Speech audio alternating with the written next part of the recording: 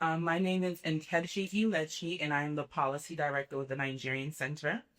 Before we get started, I actually want to acknowledge the current space and climate and engage us in a moment of self-appreciation. So please stand. Everybody stand up. Stand up. We will all take notes and we'll listen, but it's a lot going on. So take a deep breath in, a deep breath out. Deep breath in again. Deep breath out. One more time, deep breath in. Deep breath out. There's a lot going on. When we turn on the news, when we're on social media, we see the rhetoric from leadership. And I'm going to ask you to just lift this hand up really quickly. Lift one hand up like this. And lift another one up. And then just hug yourself. Give yourself a big, huge, tight squeeze, a big hug, because we all deserve it. Turn to the person next to you and say, you're doing a great job. You're doing a great job.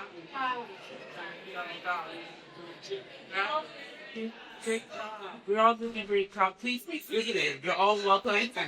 Please be seated. Okay.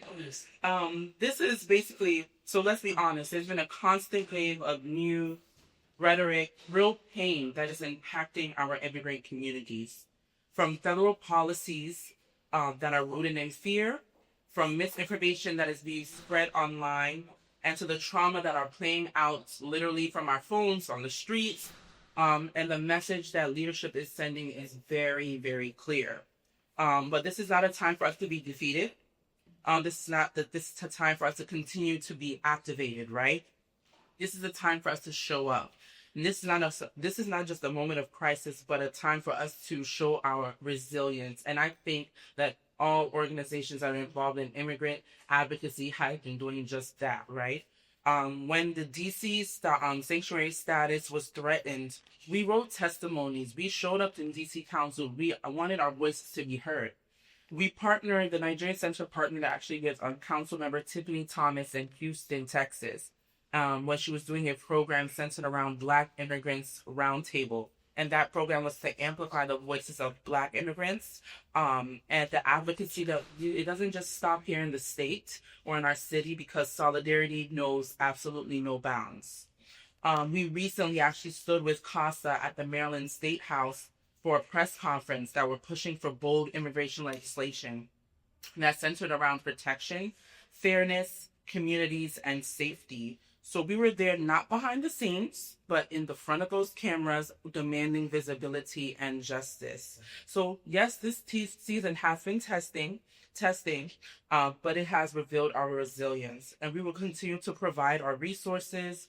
We are partnering with local governments. We are doing legal navigation. We are hosting Know Your Rights workshops to make sure that we are there for our community. So clap. Clap for yourselves. Clap for the advocates. Clap for the caseworkers.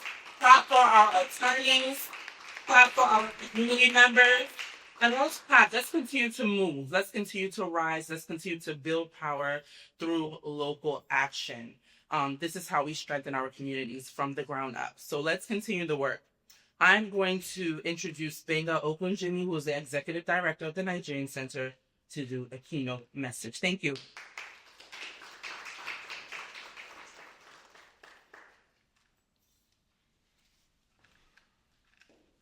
Greetings, everyone.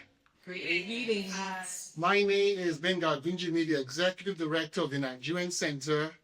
As we gather today with the theme, Strengthening Local Communities Through Local Action, for our State of the Union on Immigration, I want to thank you all for being here. It takes a lot to come to this particular venue, this location at this time. This proves positive that you engage and you're yearning for opportunities to actually make a real difference. And the reason we are gathered is immigration. And Nkechi talked about this recent event we had in Texas. And the council member there, Tiffany Thomas, she said something that is very apt for this moment. She said, find me one American whose origin story does not start with immigration. And when we look at the current climate we are in right now, when we look at the unprecedented, when we look at the complex, overwhelming challenges around, there is a sense of hopelessness, helplessness, like bring to you. But our highest aspiration and goal tonight is you might live with a sense of agency and you can do your own local action. And talking about local action, I remember my own journey, origin story in the United States, came to be because an individual, not an elected official, a private citizen, a social entrepreneur by the name of Scott Bill took a local action. And he was thinking about the U.S. Peace Corps system, how the Peace Corps remained the greatest model for citizen diplomacy in America. Young change makers, Americans have the opportunities to go overseas to serve. But when they serve, when they go overseas to serve, they become the experience those local communities we have. They may never have the opportunity to come here, but that is the closest touch point they will have with an American. And Scott Bill was thinking that how come those individuals don't have the opportunities to come to the United States to serve? And he challenged the U.S. system, immigration system, particularly the J-1 visa program. And he created a multilateral reciprocal exchange program that created the opportunity for me to come to the United States many years ago to serve. It was a training that I received at that program through someone who took a local action on the U.S. immigration system that gave me the necessary training I would need to be able to start the Nigerian Center. It was because Scott Bill took a local action.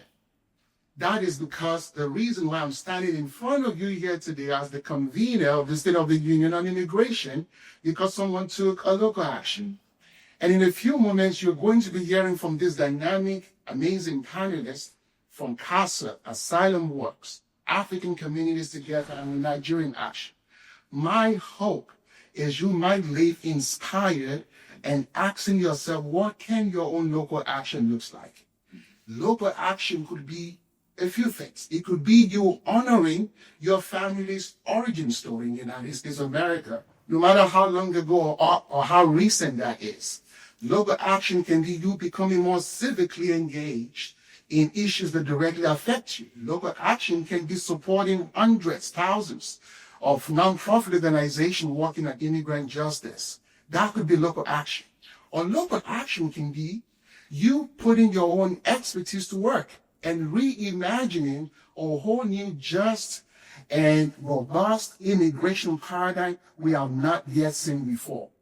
Before I came here, it wasn't possible for someone like me to be in this room. Someone took a local action, and we are hoping that you will take your own local action. Thank you very much.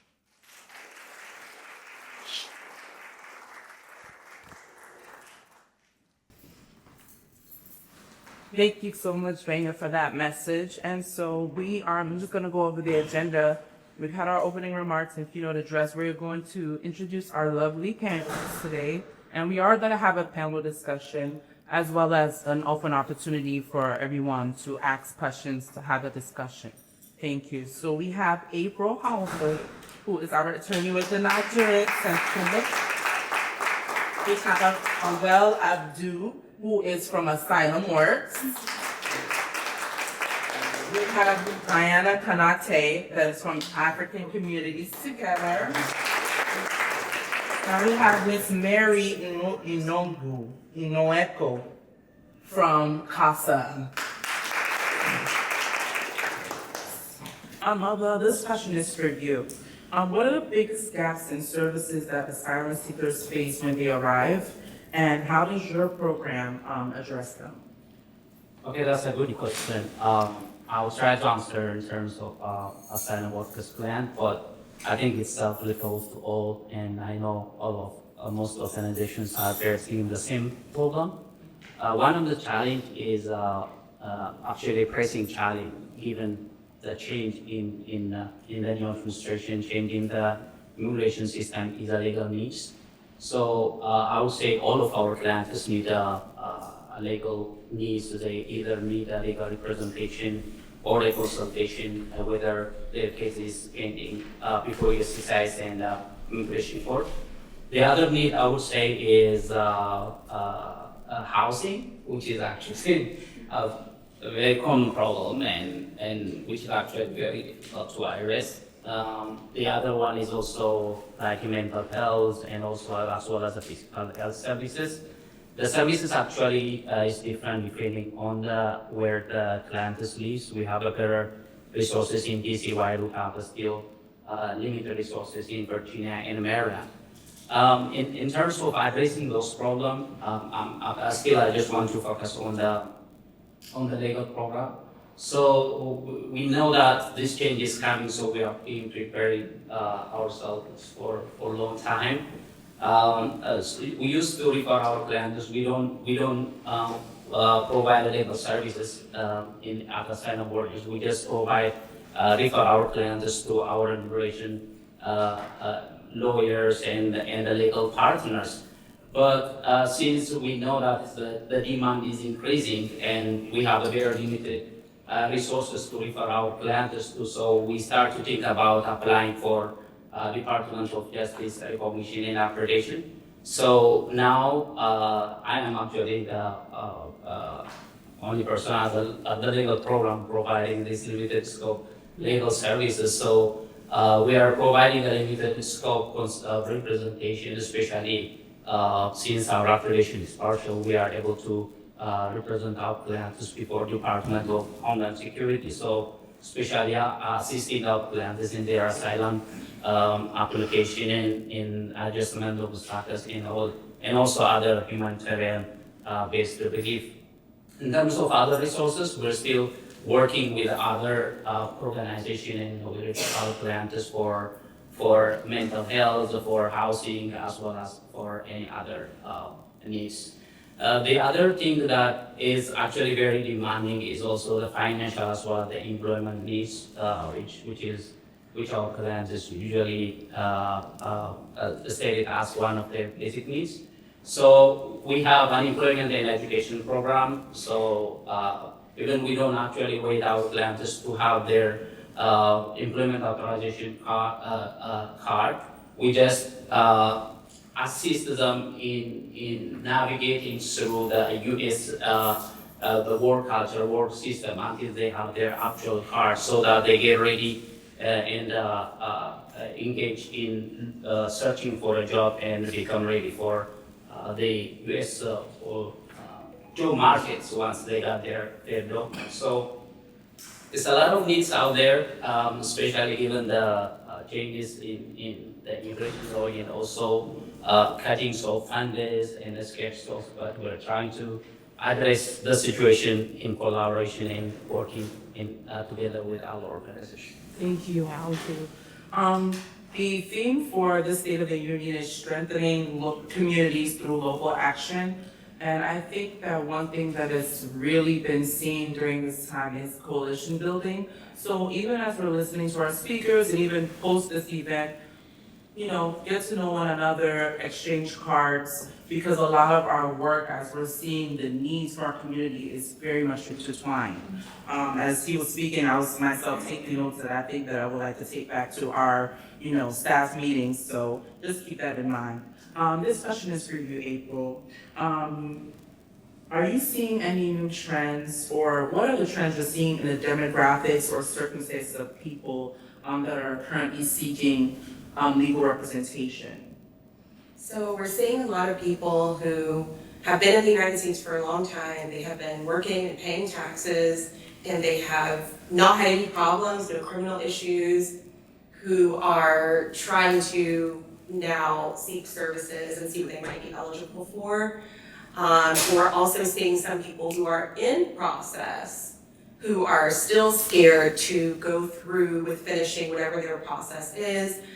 You've all seen probably people are being arrested when they go to their ICE appointments, people are being arrested when they go to immigration court, and so there are a lot of people who are coming in because they're afraid to continue on whatever path that they're on. Another thing that we're seeing is people who are victims of crime. So if you're an immigrant and you're a victim of crime in the United States, you may qualify for what's called a U visa or a T visa. If you're not familiar, Those are pathways that lead to residency, which is also called a green card, and then eventually citizenship. But if our local law enforcement has been assisting ICE with detaining people, then how do you feel as an immigrant with going to report what crime you've been a victim of and trying to seek that help that would put you on the pathway to residency? Most likely you don't feel very secure in that. That's higher with our Black immigrant population who are already profiled by the police, and even higher with our Black transgender population, because we're having a lot of hate for non-gender conforming people right now. So stack those on top of each other. Non-gender conforming Black immigrant. Do you go to the police when you're a victim of crime?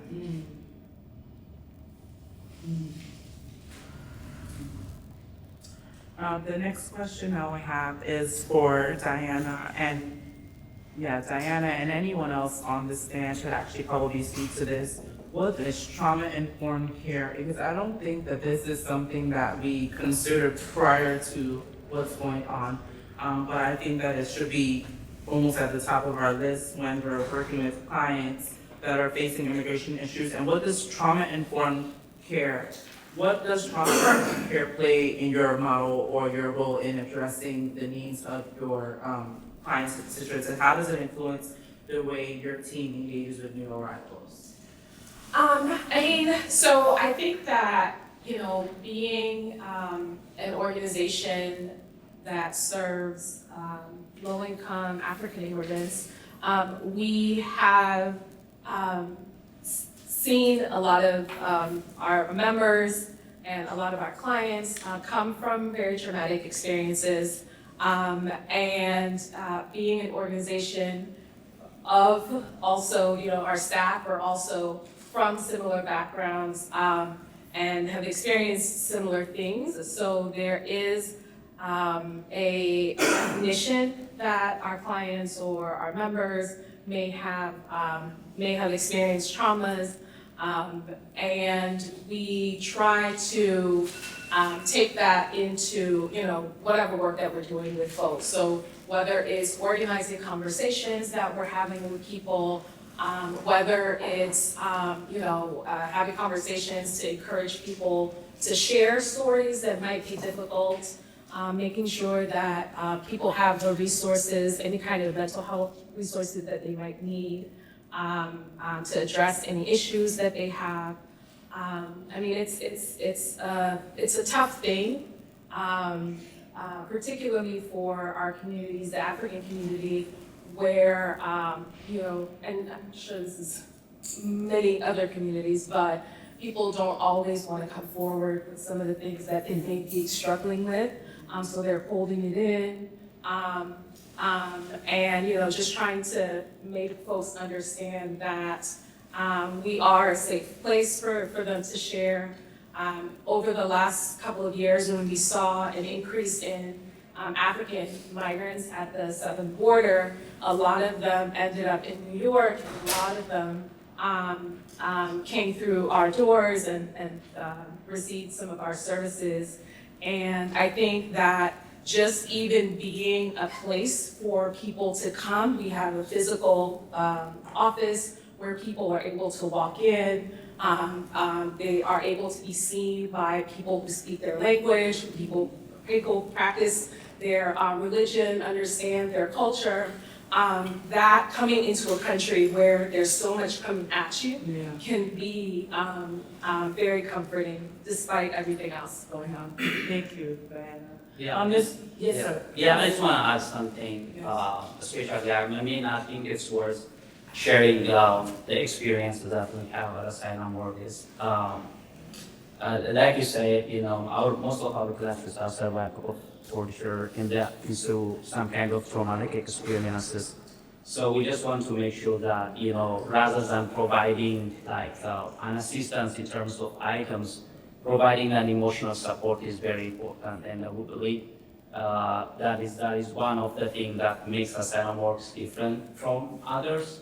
That means in a sense that, for example, we have this program that's a novel program, and that I also have been benefited from the fellowship program. This kind of program is a program where former clients become a fellow So they go through like a formal intensive training is about trauma-informed care, about other clinical training. So we go through that, and then we just want to make sure that they are also providing as quality services for our clients too. So in that case, that's promoting a culturally, linguistically appropriate services, and clients feel more comfortable when they see someone who have been through in that situation before. So in that way, AsylumWorks is very successfully promoting that program, and I was a former client of AsylumWorks, and then I became a fellow, and then promoted to a legal navigation program manager. So this is a system, this is a rule. So whenever I tell my stories and what I've been through to my clients, that is inspiring them, and they feel like, okay, I can go through. If you went through this, okay, you can show me the way. So it's just like creating a building a trusting relationship between the service provider and the client. So I just want to share that. Thank you. Yeah. Thank you for that. Thank you. Miss Mary, this question is for you. How does your work uniquely amplify the voices and needs of African immigrants who are often underrepresented in broader immigration discussions? Can you repeat the question? Yes, please. How does your work uniquely amplify the voices and the needs of African immigrants who are often underrepresented in the broader immigration discussion? At CASA, we generally organize clinics where we invite immigrants and discuss with them about different problems that they have. At this time, with particular Cameroon, with TPS recently, so we create a lawsuit. So we sue the government on the TPS of Cameroon because they allowed TPS because the country was the country has problem, but now they are ending TPS. Why? So how we protect our immigrants about that? So we organize them around that topic, and we discuss with them how to develop their safety plan, because at any time they can be arrested, and we prepare them as people will say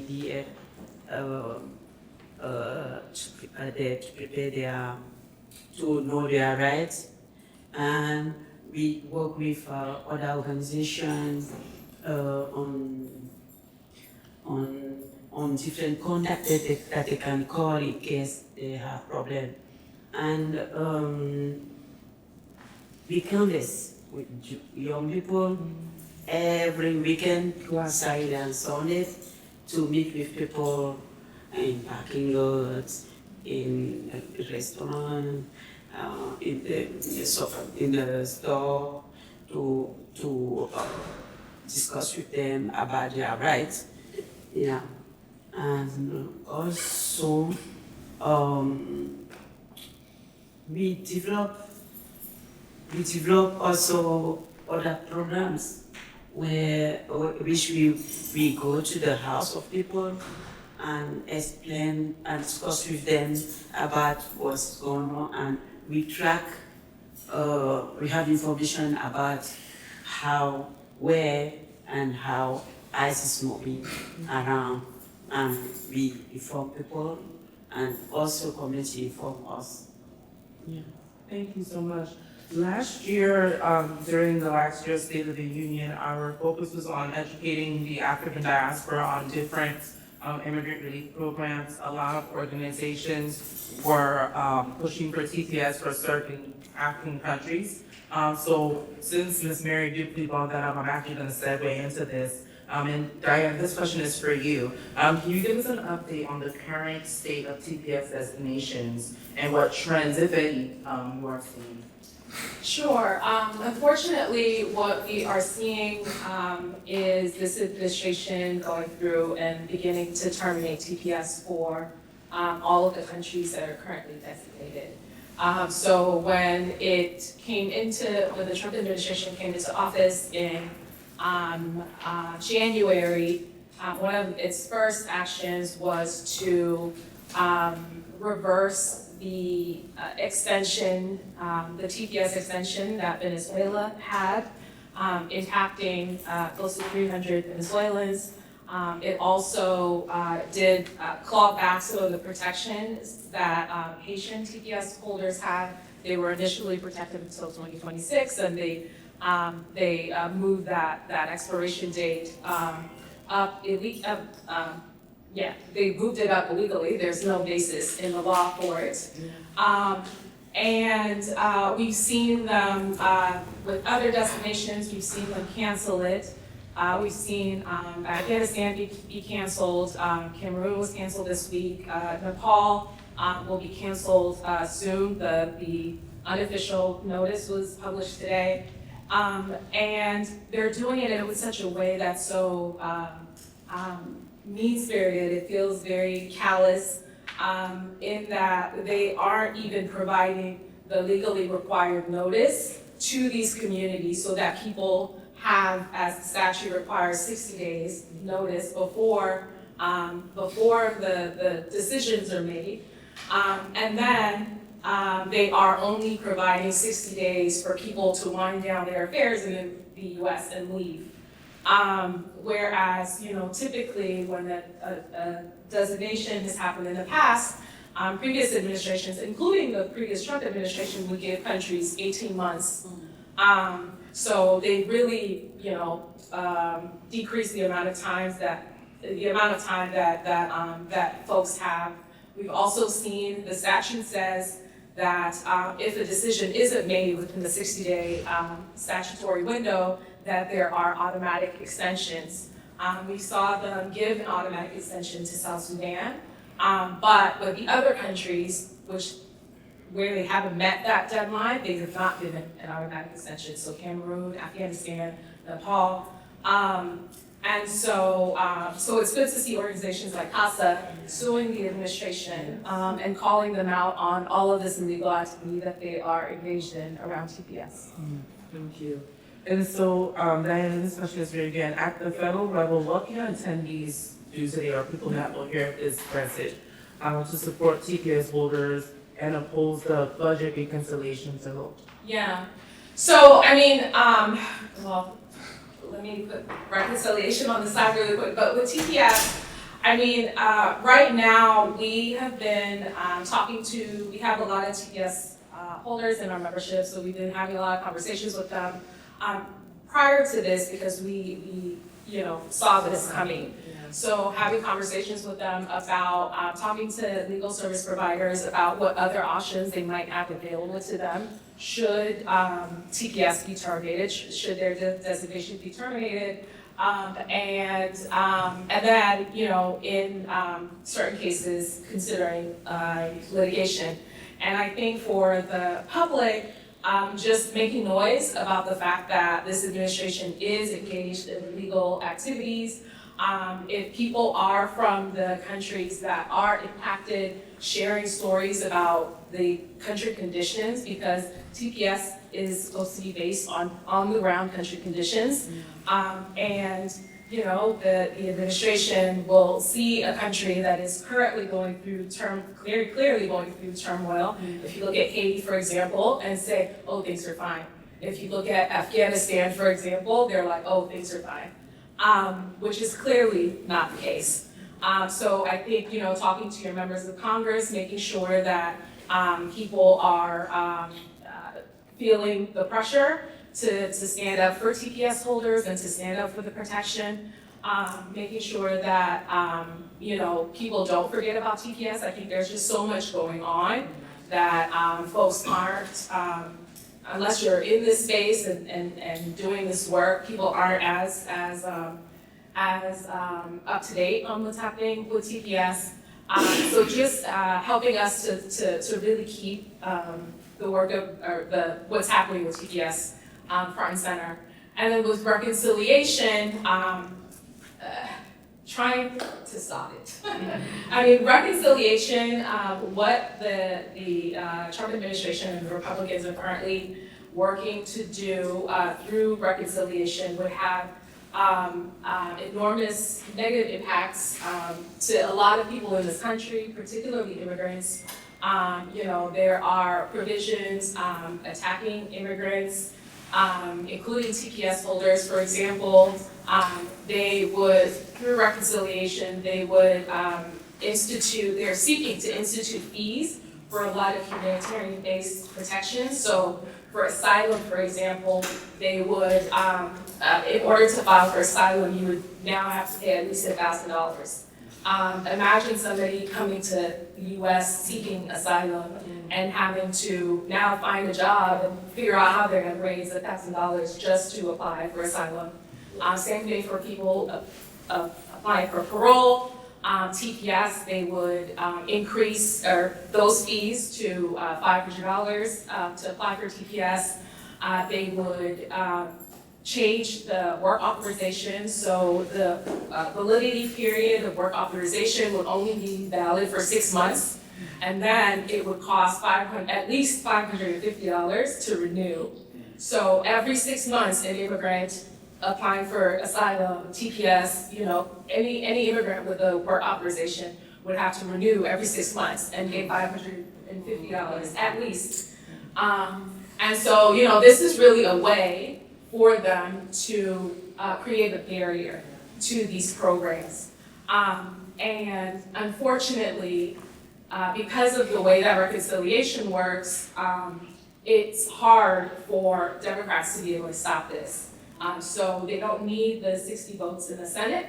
But I think that where we have the power is to reach out to our members of Congress, particularly if you're in a red state, let them know how this impacts you. Unfortunately, if you are reading the media reports about what's happening in reconciliation, a lot of it is focused on the taxes, on Medicaid, which are bad. But unfortunately, nobody's talking about the immigration provisions and the fact that we are going to be, giving DHS like 13 times its current budget. So right now, the Trump administration, its stated goal is to deport 1 million people a year. They can't do that because they don't have the resources. They don't have the ICE officers. They don't have the detention that if reconciliation passes, they will. And so what we're seeing now is like nothing compared to what we will see. So on the point of reconciliation, please, especially if you are in a red district or have friends who are in red districts, make sure that they realize that the stakes are very high, and particularly as it relates to immigrants. I think that's a long answer, but. Insightful. Yes, so thank you so much, Diana. And this question is for everyone. Our theme is strengthening communities through local action. And so I wanted to ask, from the approach of policy, in what ways are all your organizations pushing for local and state legislation that fills the void that left installed by federal immigration reform? That's very.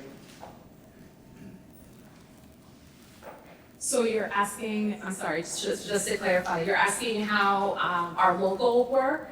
Yeah, on the local level. Yeah. We in the local level, we vote for two bills. Yes. Yeah, Trust a City. Trust a City, as I said before, is a bill that let community be in confidence with his police. Yeah, so that bills will not allow, it's not, well, that police should not have access to the sensitive, sensitive information or sensitive location, like school and like school, church, so, and the value the city, yeah, not admit police to access the database, the administration database, except if they have warrant. Now, with the 287 program, yeah. And that's in the state of Maryland. Yes, state of Maryland. We try to eliminate that program because that program allow administration and jurisdiction to act like ICE. So unfortunately, we did not win that bill, but community are informed. It's why we intensifying our education on know your rights with all partners, because even if that bill we did not pass that bill, when community, when they know their rights, they know how afford or meet with ICE when they have ICE in front of them. And also, generally, people put a neglect safety plan. Safety plan is more important today because people are being arrested and detained, and nobody know how to protect them. Of course, we provide different numbers, CASA number, CASA hotline number, and other partner hotline number, the partner's hotline number. But at that moment, with the experience that I have, because I'm midwife eyes, it's like they clean your brain, you know. So when you prepare a safety plan, and you can call only one number, and everything will be, they'll follow up on when they detain you, and know how to take the money in your bank, your accounts, to pay maybe the attorney. And also we work with those families who are more affected with the situation, with the list of attorneys that can support them for free, because sometimes they don't have money, or they don't have access to their money. Yes, if they are detained and they don't have someone else connected in their account, how do they do? It's why it's important now. It's why I'm calling all our partners here to highlight the safety plan starting now, because we are going to a lot of detention and deportation in the following days, and the only thing that we can help will be the safety plan. Yeah, so starting this week, we intensifying that safety plan in our package, so that everything we feel talk about that safety plan. Thank you. Does anyone else want to touch on this? This would be our last session before we open for the audience. Can I mention two things really quick? I was just talking about Okay, so I want to talk about special immigrant juvenile status. I don't know if any of you are familiar with it. It's a process where a minor who's been abandoned, abused, or neglected by one or both parents can be put on the pathway to obtain residency. That program is facing us some trouble right now. One, because a lot of the grants that were provided for nonprofits that help children have been taken away, so they don't have that money to provide service anymore. And the other thing is because judges are now being given the instruction, immigration judges are being given the instruction that they cannot put these cases on hold while the child is going through the special immigrant process. So it's a 3-step process. First, you go to custody court, state court, then you file an I-360 with immigration, and then you have a waiting period for a visa to become available for you to apply for residency. During that time in the past, judges were able to either close their removal proceedings or put them on pause. Well, now judges are being given the instruction that they cannot do that. And so if that child does not have something else available to allow them to remain in the United States in that meantime waiting for a visa, which by the way is unavailable right now, then they don't have a right in their eyes to remain in the United States. They're going to be removed, even though they have an I-360 that may be approved and they're just waiting for visa availability. So you can make some noise about that, or at least understand it to explain it to other people. That would be really, really helpful. Can you repeat what it's called? Special immigrant juvenile status. And that first step is custody. The second step is I-360. And then the last step is residency or green card. Thank you. And that concludes the panel discussion portion, but we're opening it now to the audience. If you have any questions for any of the panelists, please feel free to raise your hand. Just ask the question. Hi, I'm Lenny with the Meyer Foundation. I appreciate all your expertise and knowledge on the subject. I think a lot about C3 and C4 advocacy, especially like partisan, you're able to say the things right and pick the candidates that you want and be very forthcoming in the work that you're trying to do. But nonprofit advocacy also raises like challenges, but also opportunities. Could you speak to some of the challenges you experience doing your advocacy and also some of the opportunities you see from this side of the table? That's a good question for Venga, because obviously we need funding. Like, we also have to eat, we also have to live. And so when you're spending a lot of your time chasing funding, that takes away from the time that you're spending doing your programs and your advocacy. So go ahead, take it away, Venga.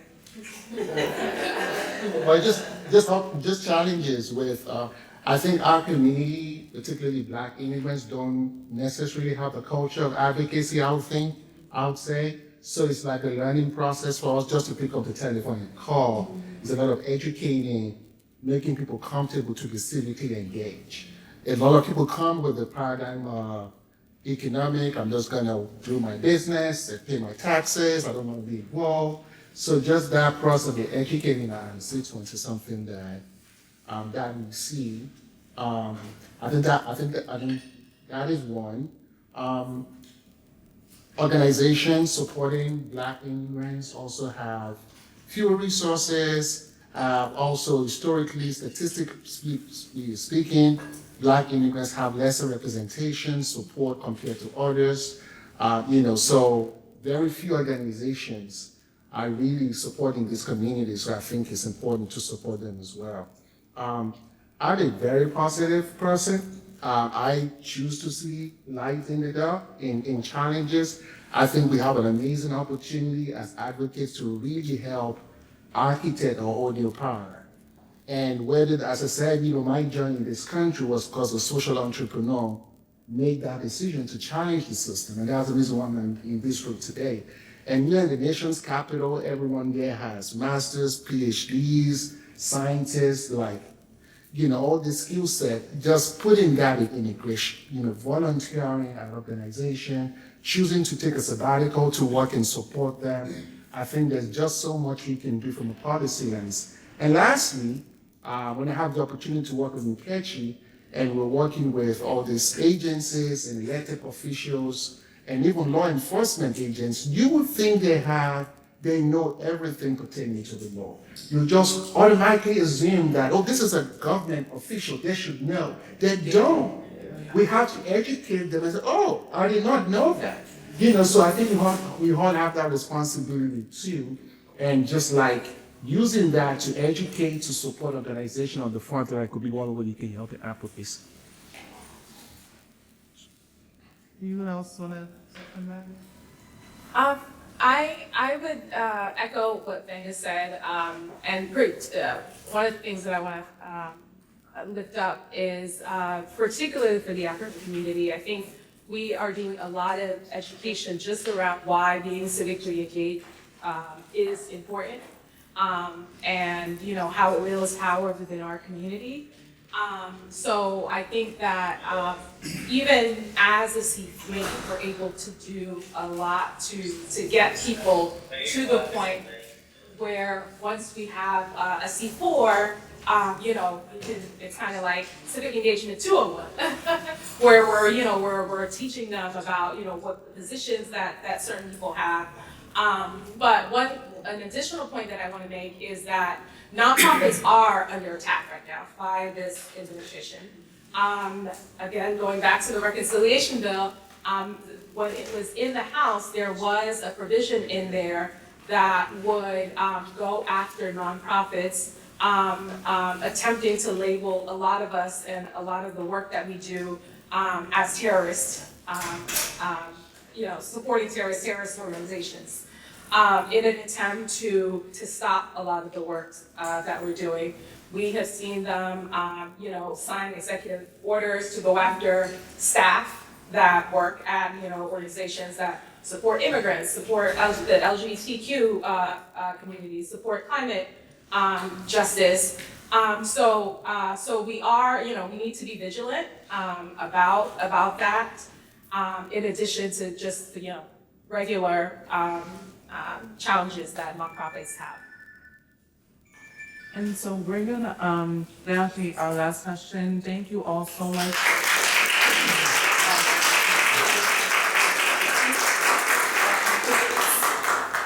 Get to know one another, exchange contacts, and follow Nigerian Center on all social media platforms to stay well informed. Where can everyone get CASA and AsylumWorks and where can everyone find you? I can start. Yes. Okay, so we are at africans.us online. And so if you go to our website, you know, you can find out about the work that we do, the services we provide, and our social media handles. You can join the membership, you can join our newsletter, and so on. We have seen ours. AsylumWorks.org. Yeah.